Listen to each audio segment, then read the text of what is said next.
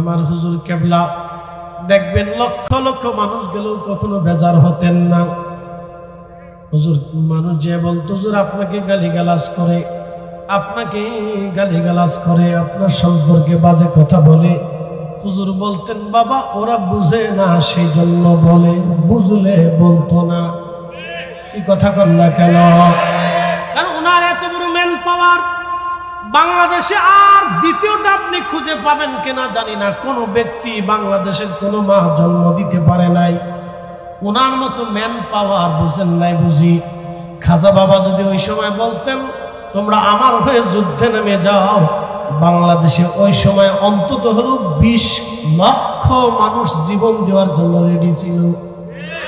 Minimum 20 লক্ষ মানুষ ওই সময় মারা যাইত, রাস্তা ছেড়ে দিত না। এরকম হুজুরের মুরিদ সন্তান ওই সময় ছিলেন।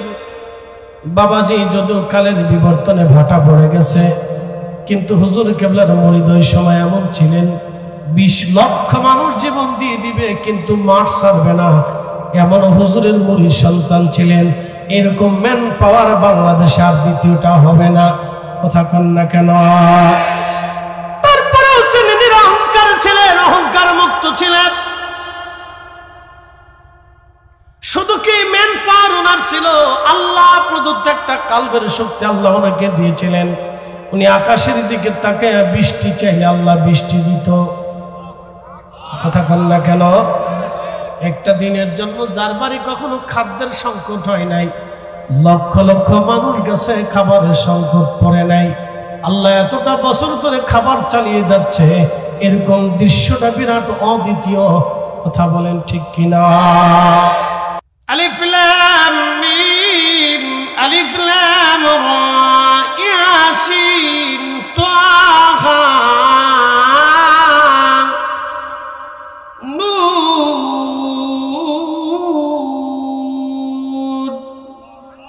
কাফ হা ইয়া আইন সাদ।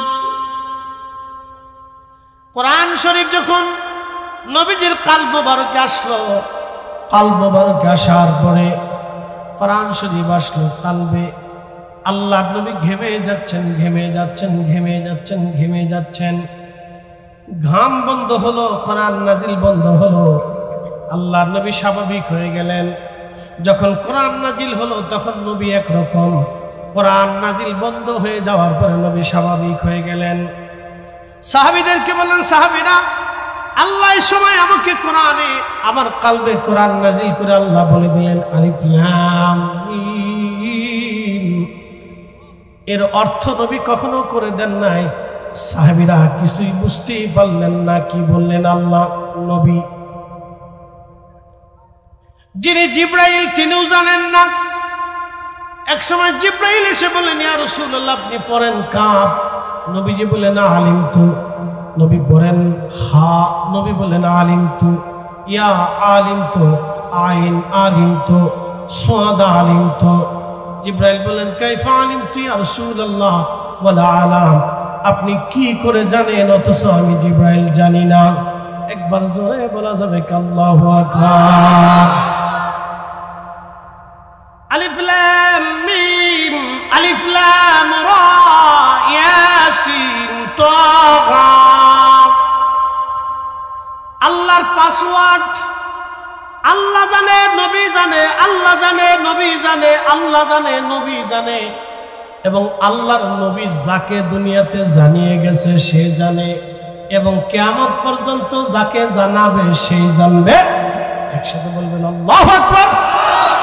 আল্লামা কাজী সানাউল্লাহ পানিপতি বিশ্ববিখ্যাত তাফসীরি কিতাব মাজহারির মধ্যে তিনি আয়াতের তাফসীর করতে যায় লেখেন আল্লাহু ওয়া রাসূলুহু আলাম, আল্লাহ জানে, নবী জানে, আল্লাহ জানে, নবী জানে। একসাথে বলবেন না মারহাবা। কে জানে? জোরে বলেন কে জানে? আরো জোরে বলেন কে জানে? আল্লামা কাজী সানাউল্লাহ পানিপতি বলতেন রাইসুল মুফাসসিরিন আব্দুল্লাহ ইবনে আব্বাস তিনিও জানতেন আল্লাহ আলিফ লাম মিম ইয়াসিন তাহা নুন আলিফ লাম রা কাফ হা ইয়া আইন সূরা ধরবে মুকাত্তা। এই বিচ্ছিন্ন হরফগুলি আল্লাহ জানে, নবী জানে, আল্লাহ জানে, নবী জানে, জিবরাইলও জানতেন না। নবীজির ব্যাখ্যা বলে গেলেন আব্দুল্লাহ ইবনে আব্বাসের কাছে। আল্লামা কাজী সানাউল্লাহ পানিপতি লিখলেন, আমার সিলসিলার পীর ও মুর্শিদ হযরত মুজাদ্দিদ আল ফিসানিকে আল্লাহ জানিয়েছেন, আল্লাহর নবী এই পাসওয়ার্ড জানিয়ে রেখেছেন। এই পাসওয়ার্ড যার কাছে থাকবে তিনি হলো অরিজিনাল কামিল মুকাম্মিল উলিয়া। এই কথা বলেন না কেন? যারা বলেন সেই বলে দিবে, আপনার চেহারা দেখে বলে দিবে কি জন্য আসছো তুমি। মাদারীপুরবাসী মনোযোগ দিবেন। পাসওয়ার্ড থাকতে হবে, আপনার পাসওয়ার্ড না থাকলে কথা বলা যাবে না। পৃথিবীতে 4 জন খলিফা ছিলেন, আবু বকর, ওমর, উসমান, আলী। এই 4 জনের কাছেও পাসওয়ার্ড ছিল। একসাথে বলা যাবে না আল্লাহু আকবার। সেনাপতি আমর ইবনুল আস দ্রুত গতিতে অস্ত্রশস্ত্র নিয়ে, সৈন্য সামন্ত নিয়ে, ঘোড়া দাপড়াইয়া তিনি মিশরের নীল নদের সীমা পারে এসে মিশরবাসীদেরকে ডাক দিয়ে বলেন, হে মিশরীয়রা, যদি বিনা কারণে তোমাদের ভ্রান্ত বিশ্বাসে আজকে একটা কুমারী মেয়ের জীবন চলে যায়, তোমরা যদি কুমারী মেয়েটাকে নীল নদের পরে জবাই দাও, তাহলে শুনে রাখো আমি আমর ইবনুল আস তোমাদের প্রত্যেকটা মিশরীকে জবাই দেব। একসাথে বলবেন আল্লাহু আকবার।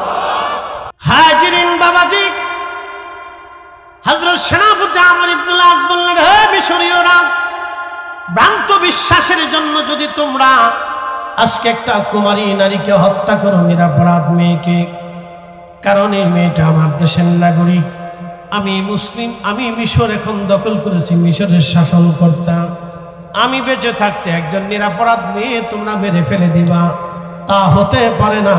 প্রয়োজন বোধে তোমাদের গলার দেহ থেকে গর্দান আলাদা করে ফেলবো। একবার জোরে বলা যাবে আল্লাহু আকবার। না না, হয় না, আরো জোরে বলেন, আরো জোরে বলেন। হ্যাঁ হ্যাঁ, এটার নাম ইসলাম, এটার নাম ইসলাম, এটার নাম ইসলাম, এটার নাম ইসলাম। ইসলাম প্রত্যেকটা ব্যক্তিকে নিরাপত্তা দিবে, ইসলাম প্রত্যেকটা ব্যক্তির হক আদায় করবে, ইসলাম প্রত্যেকটা ব্যক্তিকে নিরাপত্তা দিবে। কখনো তোমাকে যদি ভুলি, হেদায়েতের আলো জেলে নিও কাছে তুলি, ঠাই দিও প্রিয়তম, ঠাই দিও প্রিয়তম, ওগো মহিয়ান, তুমি রহমান, তুমি মেহেরবান। অন্ধ গাহে না শুধু তোমারই গুণগান, ঠিক কিনা? অন্ধ গাহে না শুধু তোমারই গুণগান, বুঝে বুঝে না তবু শান, তুমি রহমান, তুমি মেহেরবান। মানুষ আর পাথর হবে জাহান্নামের খড়ি ইন্ধন। সেই দিনগুলি কত বড় ভয়াবহ হবে কোরআনে আমার আল্লাহ বললেন, আমার আল্লাহ রাব্বুল আলামিন বলেছেন, ও আমার বান্দারা তোমরা শুনে রাখো, তোমরা জেনে রাখো, ওই দিনটা কত বড় হবে। দুনিয়ার 1 সেকেন্ড করে 60 সেকেন্ডে 1 মিনিট হয়, 1 মিনিট করে 60 মিনিটে 1 ঘন্টা হয়, 1 ঘন্টা করে 24 ঘন্টায় দিন ও রাত হয়, 24 ঘন্টার দিন ও রাতে 365 দিনে একটা বছর হয়। একটা বছরের হিসাবে এইভাবে একটা না, দুইটা না, 50,000 বছর এক জায়গায় করলে যত বড় হয়, ওই দিনের দিন হবে তত বিরাট। একবার আওয়াজ তুলে বলা যাবে আল্লাহু আকবার। তারুজুল মালাইকাতু ওয়ার রূহু ইলাইহি ফি ইয়াউমিন কানা মিকদারুহু 50,000 সানা। দুনিয়ার 50,000 বছর এক জায়গা করলে যত বড় হবে, হাসরের একটা দিন হবে বাবা তত বড়। আল্লাহর নবী বলেন, উম্মত শুনে নাও, এই হাসরের ময়দানে 3 জায়গা সন্তান মাকে ভুলে যাবে, মা সন্তানকে ভুলে যাবে, বাবা সন্তান ভুলে যাবে, সন্তান বাবা ভুলে যাবে, ভাই ভাইকে ভুলে যাবে, বন্ধু বন্ধুকে ভুলে যাবে। সাহাবীরা বলেন, ইয়া রাসূলুল্লাহ, কোন 3 জায়গা? নবী বলেন, আল্লাহর নবী ডাক দিয়ে বলেন, সাহাবীরা রে, মিজানের পাল্লা যখন চলতে থাকবে, নেকের পাল্লা ওজন হবে, গুনার পাল্লা ওজন হবে, ওই কঠিন সময় বান্দারা ফেল ফেল করে তাকায় থাকবে। সবার মনে বিরাট বড় চিন্তা, কি রায় আল্লাহ আজকে দিবে।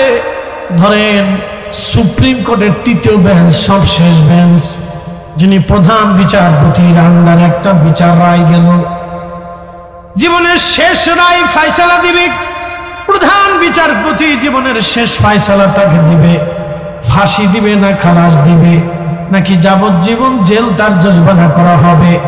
এমন মামলার কোনো আসামি যখন সুপ্রিম কোর্টের বিচারপতির সামনে দাঁড়ায় যায়, তখন ওই লোকটা খুবই পেরেশান থাকে।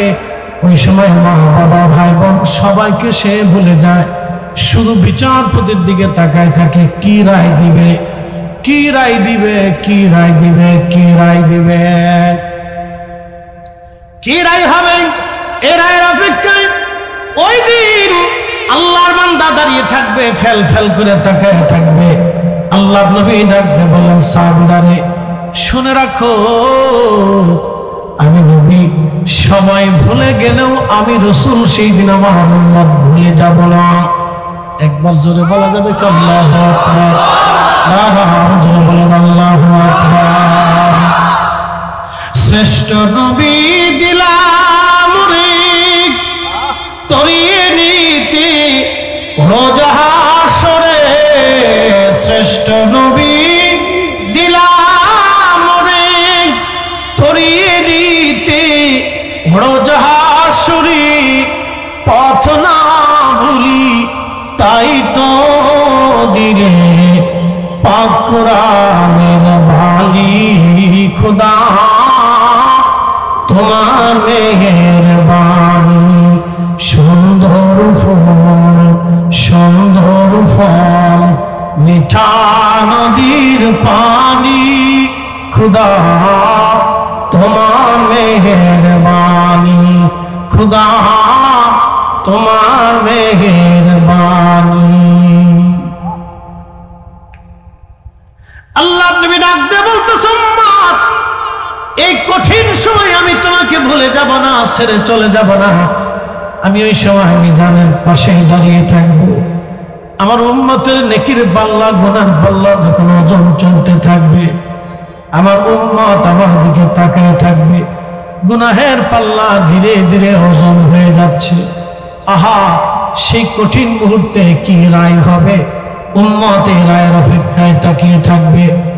সাহাবীরা, আমি পবিত্র কালেমা শরীফ নিয়ে আমার উম্মতের নেকের আমল আমার পাল্লায় আমি যখন ছেড়ে দিব, তখন আমার আল্লাহ, আমি রাসূল হাত দেওয়ার কারণে আমার উম্মতের নেকের পাল্লা আমার আল্লাহ সেই দিন ভারী বানাইয়া আমার উম্মতের মাফ করাইয়া আমার আল্লাহ জান্নাতি বানায় দেবে। এখন প্রশ্ন হলো, হুজুর তাহলে তো বিষয় গেলাম। না না না না, আপনাকে দুনিয়ার থেকে নবী খুশি করে যেতে হবে। কি কথা বল না কেন? রাসূল খুশি করতে হলে কি করতে হবে? কোরআনে আল্লাহ বলে দিলেন, কুল ইন কুনতুম তুহিব্বুনাল্লাহ ফাত্তাবিউনি ইউহিব্বুকুমুল্লাহ ওয়া ইয়াগফির লাকুম যুনুবাকুম আল্লাহু গফুরুর রহিম।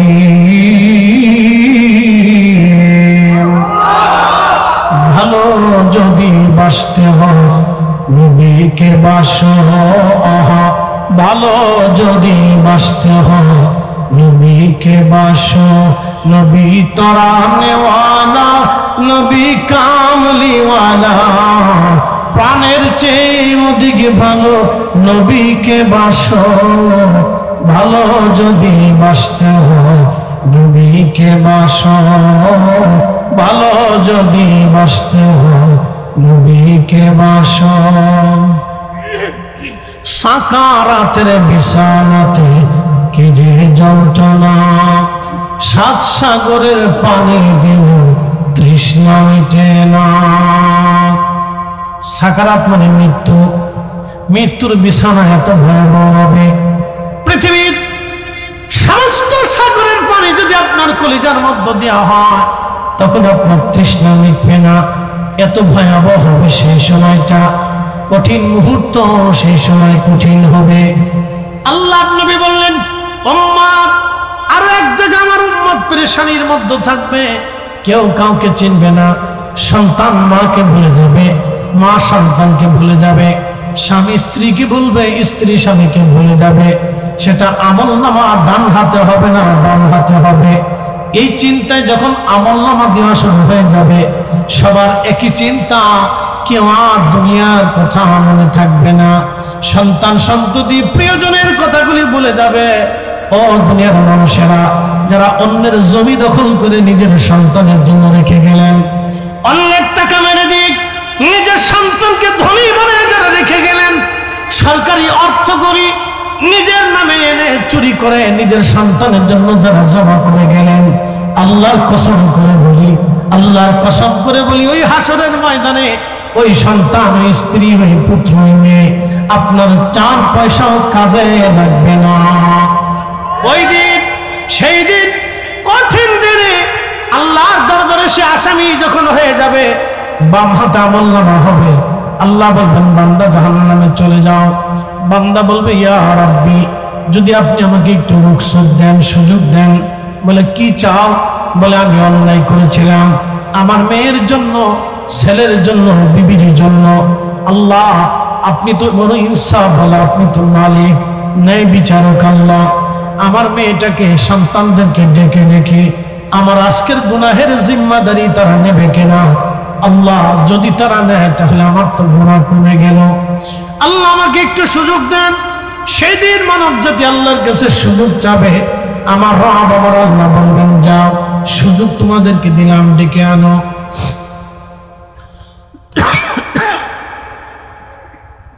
আল্লাহ সেই দিন ডাক দিবে,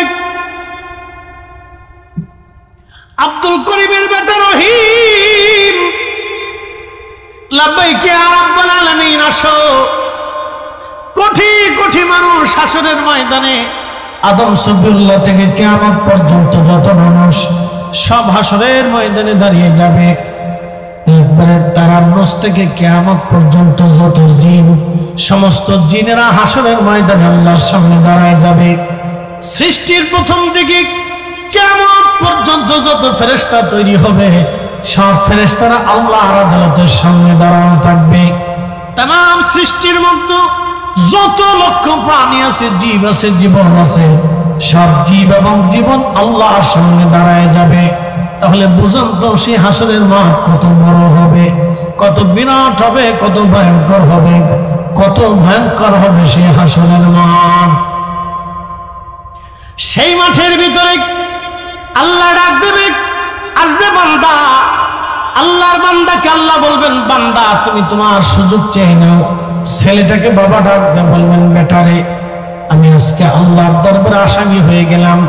বাম হাতে আমার আমলনামা চলে আসছে গুনাহের কারণে, আমার গুনার পাল্লা বেশি হয়ে গেছে রে বেটা। ও আমার সন্তান, তোমাদের জন্য দুনিয়াতে অন্যায় করছি, সুদ খেয়েছিলাম, ঘুষ খেয়েছিলাম, অন্যের জমি মেরে দিয়েছিলাম, অন্যের হক মেরেছিলাম, রাষ্ট্রের সম্পদ চুরি করেছিলাম। বেটা আমার, সন্তান আমার, অনেক বড় গুনাহগার আজকে আমি হয়েছি। কিছু গুনাহ তুমি তোমার আমলনামায় নিয়ে আজকে বাবা হিসেবে তুমি আমাকে হেসান করো, দয়া করো। ছেলেটা ডাক দিয়ে বলবে, আব্বা জান, ও বাবা, দুনিয়াতে আপনি ভরণ পোষণ করার হক দায়িত্ব আপনার উপরে ছিল।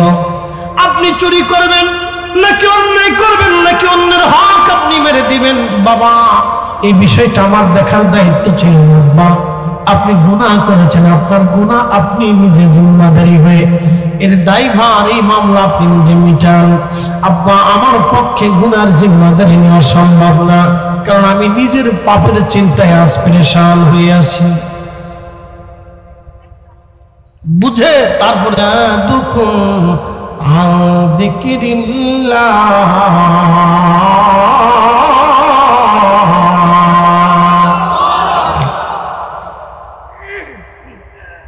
বুঝতে কি কোনো অসুবিধা আপনাদের? চলবে তো আরেকটু? আল্লাহ কবুল করুন, সকলে বলেন আমিন। বন্ধু আমার মনোযোগ দেবেন। আল্লাহর বান্দাকে আল্লাহ সতর্ক করে দিয়ে বলেন, হে আমার ইমানদার, সম্পদ সম্পদ সম্পদ, সন্তান সন্তান সন্তান, সম্পদ এবং সন্তান, দুইটা কারণে মানুষ অন্যায় করে বেশি। দেখবেন ছেলেটা যদি অন্যর মেয়েকে ধর্ষণ করে, তারপরেও বাবা তাকে জেলখানার থেকে বাঁচানোর চেষ্টা করে। আবার নিজের মেয়েরে অন্য বেটা ধর্ষণ করলে বিচার চায়, লজ্জা করে না? ইনসাফ থাকতে হবে। কি কথা বল না কেন? আপনার বেটা যদি অন্যায় করে জেলে দিয়ে দেয়, সে অন্যায় মতো শাস্তি পায়।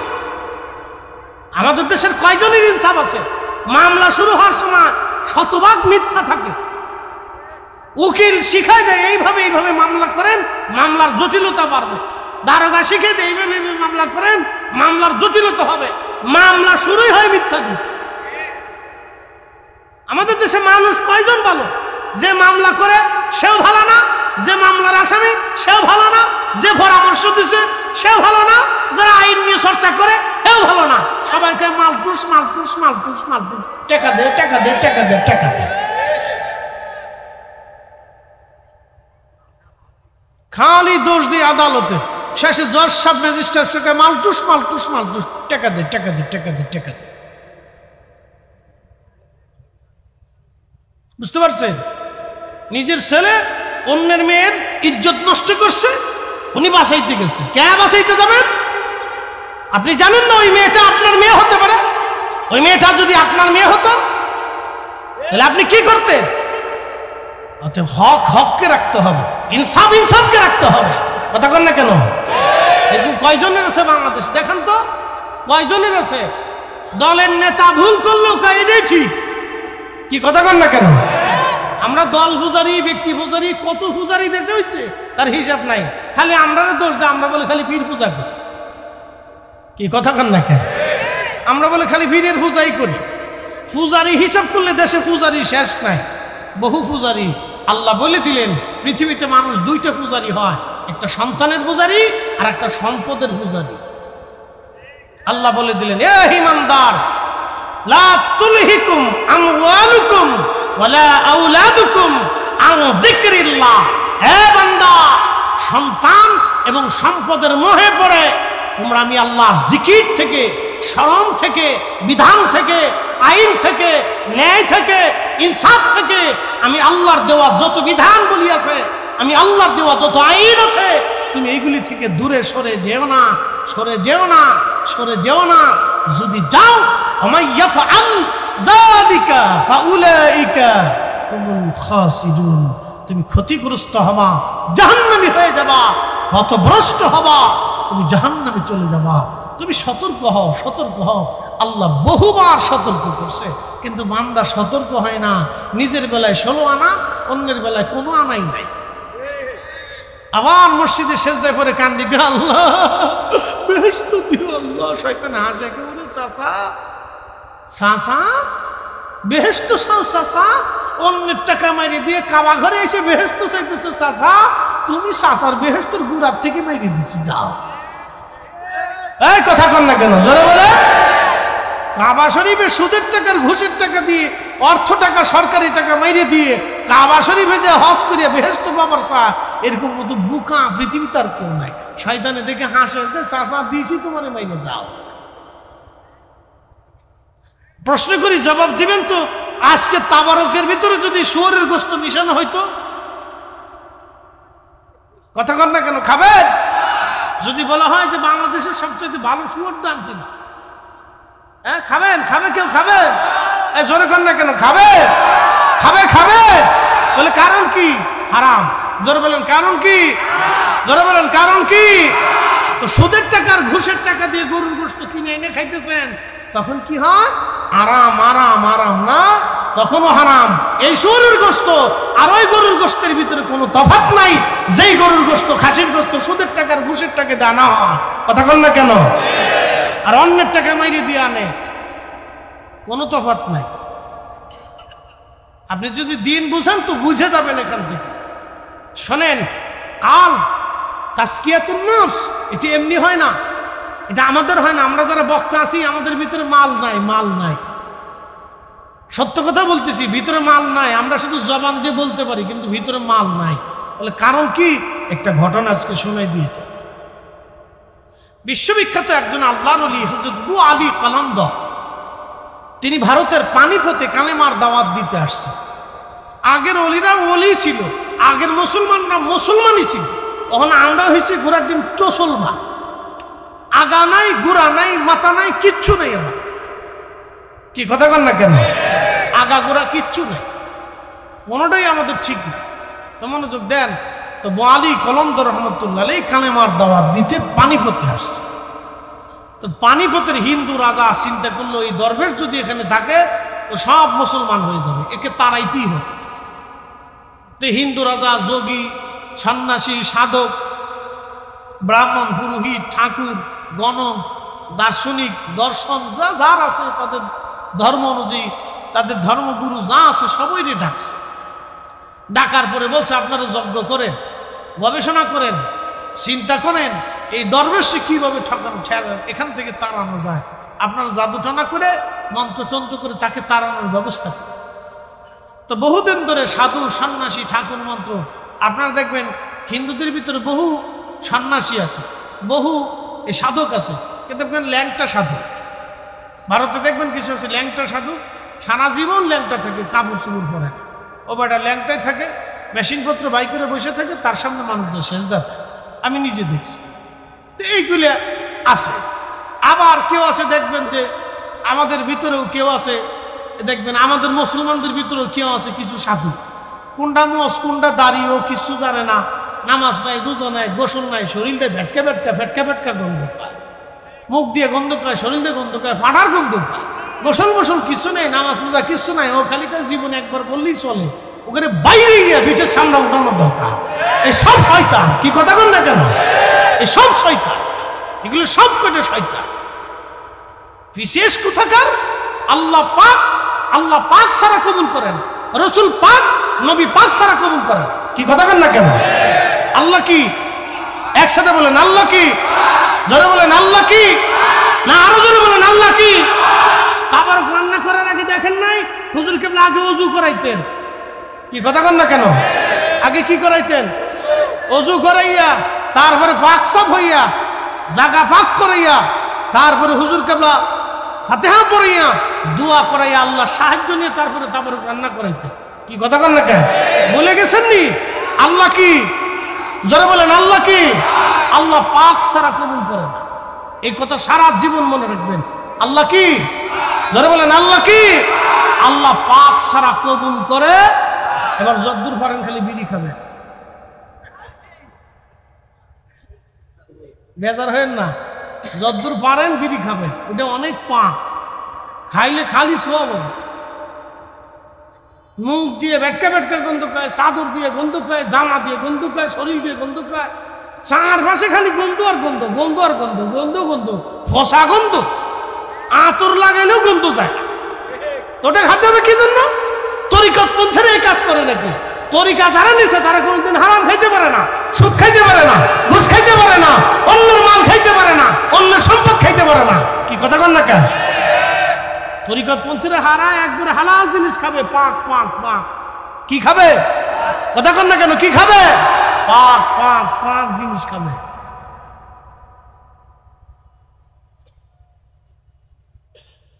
বুঝতে অসুবিধা লাগতেছে? আমি সাচ্চা সাচ্চা কথা বলি, মানে আমার এই জবানের হিসাব কিয়ামতের মাঠে দিতে হবে। কয় টাকা দিবেন আমাকে? কয় টাকা দিবেন? আপনার এই টাকা দিয়ে কি আল্লাহ কিনতে পারবো? না না, হাসরের মাঠে বুঝাই দিতে হবে। কি বলছিলা তুমি? আল্লাহ যা যা সাচ্চা সাচ্চা কথা বলছিলেন আমি ওটা বলে দিয়ে, মানে মানুষ না মানে না মানে। ক্লিয়ার কথা। আমি নিজেকে ক্লিয়ার রাখতে, আপনার প্রেমে পড়ে আমি আজারে বাজারে কথা বলবো, ও তো ফরিদ হিসাব না। এই জন্য বাংলাদেশের কোটি কোটি মানুষ আমার ওয়াজ শুনে, কোটি কোটি মানুষ আমাকে শ্রদ্ধা করে। বুঝতে পারছেন? আজকে দিনের বেলা জোহরে কয়জন লোক আসছেন? এসে 3 গুণ লোক জোহরের সময়, 3 গুণ 70 দেখ তাবার রান্না করছে, তাও তাবারকে হয় না। মানুষে ভরে গেছে ওয়াজ শোনার জন্য, সব মানুষ এসে ওয়াজ শুনতে, মহিলা পুরুষ দিয়ে ওয়াজ শুনে, সাচ্চা সাচ্চা কথা শুনে যাবেন। আমরা মুসলমান, দিন শেষে অবশ্যই একদিন কবরে চলে যেতে হবে। কথা বলে ঠিক না বেটি? কবরে যাওয়া লাগবে না, চলে যেতেই হবে, যেতেই হবে। এই উঠেন না, উঠেন না, বসেন বসেন বসেন বসেন বসেন। তা ধরছে, এটা বুঝছেন না আপনারা? 1 দিন হলো 1 চাপ, আর 2 হলে হলো নিম্ন 2টা চাপ। আল্লাহ এমন এক কুদরত দিয়ে দিয়েছে, উপর দিয়ে খাইবেন আর নিচ দিয়ে ছাড়বেন।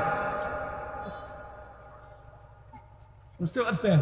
কিন্তু যখন ঢুকাইবেন তখন হালাল না হারাম বুঝে ঢুকাইন, খালি bat bat bat bat bat bat করে খাইয়েন না। কিন্তু কি কথা কন না কেন? হাঁসের মতো গিলবেন না, খাওয়ার আগে বুঝতে খাবেন হালাল না হারাম। তো আলী কলমদারের জীবনী বলতেছে, শুনে যান। অলিরা অলি ছিল। আমার পীর মুর্শিদ আপনাদের দেওয়া জিনিস খাইতেন না, কেন খাইতেন না বুঝে যাবেন আজকে, বুঝে যাবেন আজকে। অলি হইতে হলে আপনাকে স্বচ্ছা কাচ্ছা পরিষ্কার ফ্রেশ থাকতে হবে, তা না হলে সে অলি হইতে পারে না। এই যে ইলমুল কাল, এটাকে জিন্দা করতে হলে অনেক হিকমত আছে, অনেক পরিশ্রম লাগে, অনেক সাধনা লাগে, এমনিতে জিন্দা হয় না। আরে ওলি যারা ছিলেন তারা বসে থাকতেন মোরাকাবা, আপনি সামনে গেছেন, আল্লাহর পক্ষ থেকে তাদের কাছে মেসেজ আসতো। একসাথে বলবেন আল্লাহু আকবার। কার কাছ থেকে মেসেজ আসতো? আল্লাহর কাছ থেকে মেসেজ আসতো। মেসেজ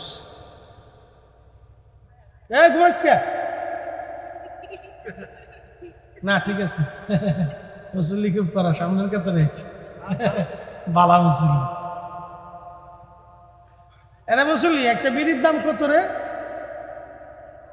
ওই দারস না, তাহলে বোঝা গেল বিড়ির জগতে নাই।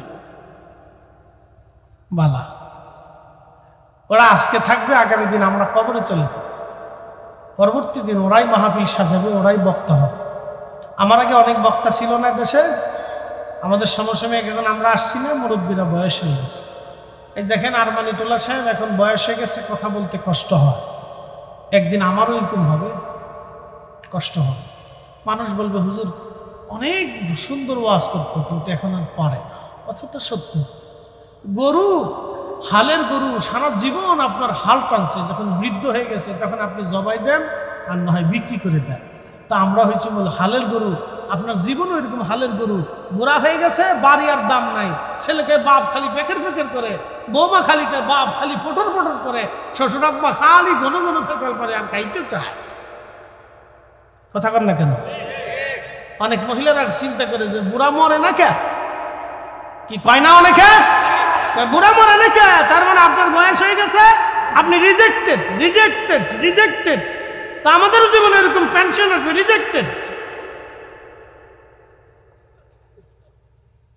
হিসাব করতে হবে আগে থেকে, বয়স হয়ে গেলে রিজেক্টেড। এই জন্য কোরআন আল্লাহ বলছেন ইম্মা, শোনেন আল্লাহর কথা, ইম্মা ইয়াবলুগান্না ইনদাকাল কিবার, বান্দা তোমার বাবা মা যদি বৃদ্ধ হয়ে যায়, বুড়া জুয়ানের কথা বলে নাই, ইম্মা ইয়াবলুগান্না ইনদাকাল কিবার, যখন তোমার আব্বা আম্মা বৃদ্ধ হয়ে যায়, বুড়া হয়ে যায়, তখন তুমি কি করো?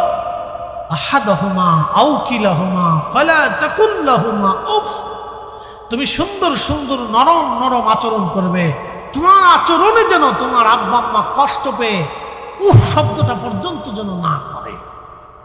একসাথে বলবেন আল্লাহু আকবার। কে শিখাইছে? একসাথে বলেন কে? আল্লাহ জুয়ানের কথা বলে নাই, বুড়ার কথা বলছে, রিজেক্টেডদের কথা বলছে। তো আমরা একসময় রিজেক্টেড হয়ে যাব, বয়স বাড়ি হয়ে যাবে, কণ্ঠেরই শক্তি থাকবে না, ঘন্টার পর ঘন্টায় কথা বলা আর সুযোগ হবে না। একটা পাবনা আর একটা মাদারীপুরে ওয়াজ করা, ওই বয়স আর সম্ভব হবে না। হবিগঞ্জ থেকে পাবনা ওয়াজ করে এসে আবার মাদারীপুরে ওয়াজ করা অসম্ভব, এটা আর হবে না। বয়স হয়ে যাবে, তখন একটা করতে জান শেষ হয়ে যাবে, সবার জীবন হবে। এই জন্য বয়স থাকতে বয়সের মূল্য দিতে হয়, দাঁত থাকতে দাঁতের মূল্যায়ন করতে হয়, হায়াত থাকতে আখিরাতের পুঁজি সদাই কিনে নিয়ে তারপরে কবরে যাইতে হয়। এই কথা বলে, কি থাকতে? হায়াত থাকতে আখিরাতের পুঁজি নিতে হয়। আপনারা তরিকা নিছেন না? কি কথা বল না কেন? একসাথে বলেন, তরিকা হুজুর কেবলার কাছে নিছেন না? কি ওয়াদা আপনার? জীবনের শেষ নিঃশ্বাস পর্যন্ত রসুল কারীমের সত্য তরিকা ছাড়ব না। সত্য তরিকায় কি মিথ্যা কথা বলার অনুমতি আছে? নামাজ ছেড়ে দেওয়ার অনুমতি আছে? রোজা ছেড়ে দেওয়ার অনুমতি আছে? আল্লাহর কোন বিধান, রসুলের কোন সুন্নত ছেড়ে দেওয়ার অনুমতি আছে? এই কথাই তো স্যার 20 বছর ধরে বুঝাইতে পারতেছি, অনুমতি নেই, অনুমতি নেই, অনুমতি নেই। প্রিয় উপস্থিতি, হাজিরিন, হযরত আবু আলী কলমদার রাহমাতুল্লাহ আলাইহি হিন্দু বৌদ্ধ যারা ছিলেন, হিন্দু সাধু সন্ন্যাসী যারা ছিলেন, রাজার হুকুমে তারা বহু চেষ্টা করলো মন্ত্রতন্ত্র সাধন করে আল্লাহর ওলিকে তাড়িয়ে দেওয়ার জন্যে। সমস্ত চেষ্টা তাদের বিফল হয়ে গেল। সমস্ত হিন্দু পুরোহিত, ব্রাহ্মণ, ঠাকুর ব্রাহ্মণ যারা ছিল এবং সাধু সন্ন্যাসী যারা ছিলেন, গণক এবং কি আপনার দার্শনিক সহ যারাই ছিলেন, সবাই এসে বললেন, বাদশাহ নামদার, এই মুসলিম দরবেশের সাথে আমরা আমাদের সমস্ত তন্ত্রমন্ত্র দিয়ে চেষ্টা করেছি, তাকে কিছুই করা যায় না। আমরা যখন তন্ত্র মন্ত্র করি তখন অদৃশ্যভাবে আল্লাহর পক্ষ, অদৃশ্য সেটা আল্লাহ চিনে না, অদৃশ্যর পক্ষ থেকে, অদৃশ্য থেকে একটা শক্তি এসে তাকে সাহায্য করে। একবার জোরে বলেন আল্লাহু আকবার। না না না, জোরে জোরে জোরে জোরে জোরে জোরে হাত উঁচা করে বলেন। এই অদৃশ্য শক্তির মালিককে, এই শক্তিটা আবু আলী কলমদারকে কে দিয়েছিল? আল্লাহ। আল্লাহ, আশহাদু আল্লাহ ইলাহা ইল্লাল্লাহু ওয়াহদাহু লা শারীকা লাহু, তার কোনো শরীক নেই, তিনি আল্লাহ, তিনি এক। ঠিক না বেটা? কয়জন? এক। আঙ্গুল উঁচা করে বলেন কয়জন? হাত উঁচা করে বলেন কয়জন? সাক্ষ্য দিচ্ছেন আল্লাহ ছাড়া আর কোনো মাবুদ লা শারীকা লাহু, কোনো শরীক নাই। একবারে কথা ক্লিয়ার কাট, কি দৃঢ় বিশ্বাস অন্তরের ভিতরে। তো অদৃশ্য থেকে শক্তি এসে তাকে সাহায্য করে। আমাদের কোন শক্তি তন্ত্রমন্ত্রে কিচ্ছু হচ্ছে না।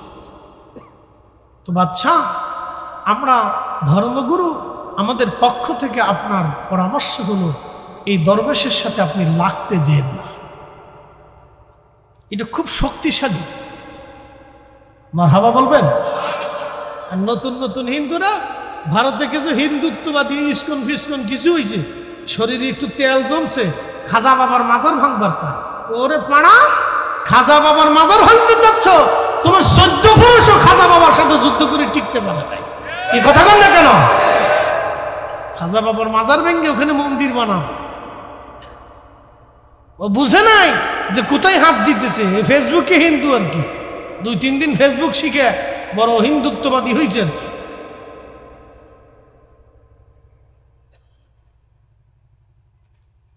প্রিয় উপস্থিতি, খুব মনোযোগ দিবেন। হযরত আবু আলী কলমদার রাহিমাহুল্লাহ, তিনি বাদশাহ বলে দিলেন, তাহলে বলো, তার যে অদৃশ্য থেকে শক্তি আসে এটা বন্ধ কেমনে করা যায়? বলে একটা কাজ করলে বন্ধ করা যাবে। বলে কি কাজ? বলে কাজ হলো, মুসলমান হারাম খায় না, আর হারাম খাইলে মুসলমানের আধ্যাত্মিক ক্ষমতা থাকে না। মুসলমান কি খায় না? জোরে কও বাবা, জোরে কও। মুসলমান কি খায় না? মানে একসাথে বলেন, মুসলমান কি খায় না? মুসলমান কি খায় না? জোরে বলেন, মুসলমান কি খায় না? হারাম খায় না, হারাম খায় না। মুসলমান হারাম খায় না। মুসলমান হারাম খায় না। মুসলমানের কি হারাম আছে? বলে মুসলমানের জন্য শুয়োরের গোশত হারাম। তো বাচ্চা বলো সুযোগ তাহলে আছে। ও কেমন? বলে আমি শুয়োর এনে জবাই করে রান্না বান্না করে আমি তার কাছে পাঠাই দিই, যদি খাওয়াইতে পারি তো শেষ।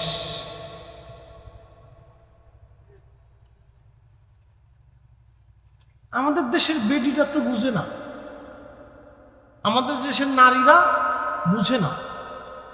মহিলারা বেপর্দা হইলে তার রুহের শক্তি থাকে না।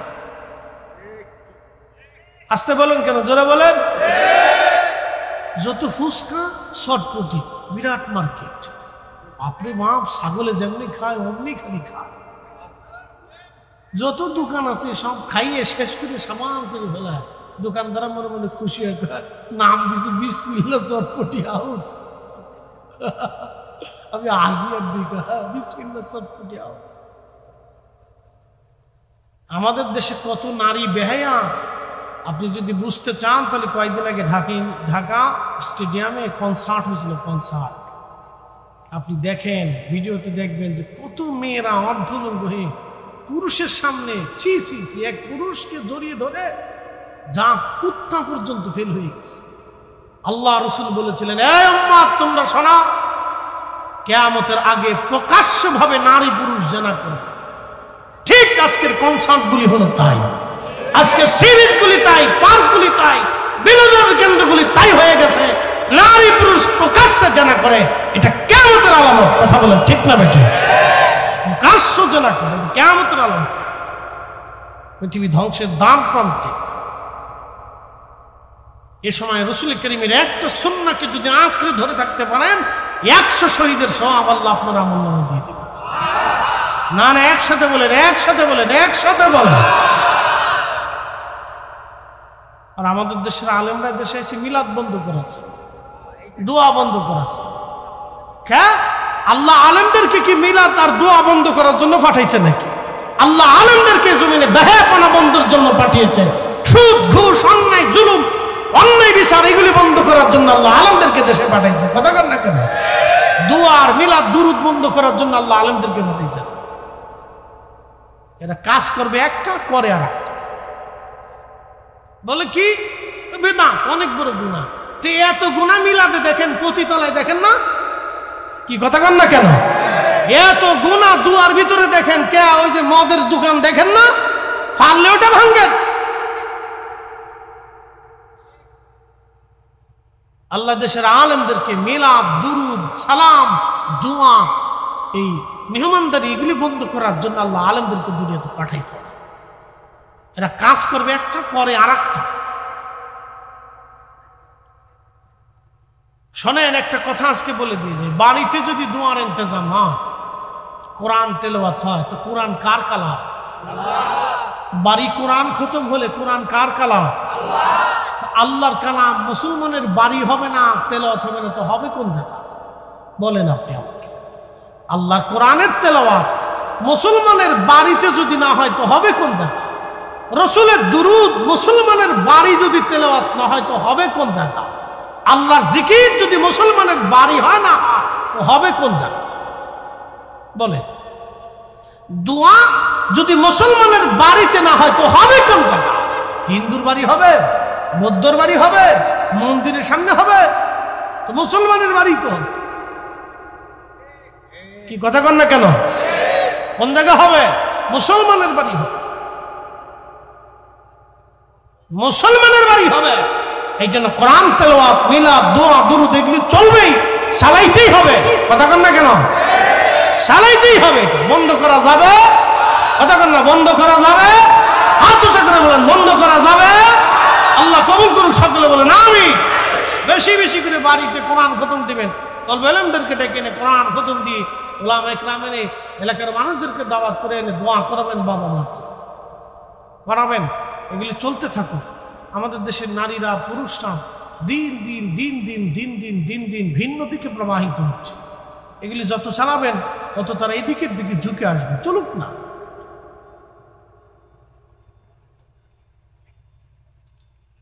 হযরত আবু আলী কালান্দারের দরবারে পানিপথের হিন্দু রাজা আসর জবাই করে সুন্দর করে ফ্রাই করে রান্না করে নিয়ে আসছে। রাজার লোক লস্কর দিয়ে খুব আলিশান শান শৌকত দিয়ে হুজুরের বাড়ি পাঠানো হয়েছে। আজকে বলি কলন্দর শহরের গোশত খাবে আর তার আধ্যাত্মিক ক্ষমতা ধ্বংস হয়ে যাবে। অনেক বড় মহা খুশি বাচ্চা নিজে, কিন্তু বাচ্চা জানে না আল্লাহর ওলিদের সঙ্গে কথা হয় আরশের মালিকের সাথে, ঠিক কিনা?